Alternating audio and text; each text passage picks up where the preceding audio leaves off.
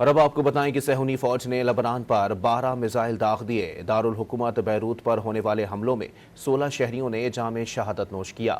اسرائیلی فوج نے دعویٰ کیا کہ انہوں نے حزب اللہ کے انٹیلیجنس کے ہیڈ کوارٹر کو نشانہ بنایا۔ اسرائیلی فوج کے ایک بلڈوزر نے جنوبی لبنان میں امن مشن کے ایک ٹاور کو بھی منہدم کر دیا۔ اسرائیلی فوج کے حملوں کے بعد بیروت سے شہریوں کی بڑی تعداد انخلا پر مجبور ہے۔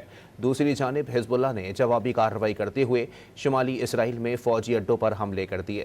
اسرائیلی فوج نے دعویٰ کیا کہ انہوں نے حزب اللہ کے انٹیلیجنس کے ہیڈ کوارٹر کو نشانہ بنایا۔ اسرائیلی فوج کے ایک بلڈوزر نے جنوبی لبنان میں امن مشن کے ایک ٹاور کو بھی منہدم کر دیا۔ اسرائیلی فوج کے حملوں کے بعد بیروت سے شہریوں کی بڑی تعداد انخلا پر مجبور ہے۔ دوسری جانب حزب اللہ نے جوابی کارروائی کرتے ہوئے شمالی اسرائیل میں فوجی اڈوں پر حملے کر دیے۔ اسرائیلی فوج نے دعویٰ کیا کہ انہوں نے حزب اللہ کے انٹیلیجنس کے ہیڈ کوارٹر کو نشانہ بنایا۔ اسرائیلی فوج کے ایک بلڈوزر نے جنوبی لبنان میں امن مشن کے ایک ٹاور کو بھی منہدم کر دیا۔ اسرائیلی فوج کے حملوں کے بعد بیروت سے شہریوں کی بڑی تعداد انخلا پر مجبور ہے۔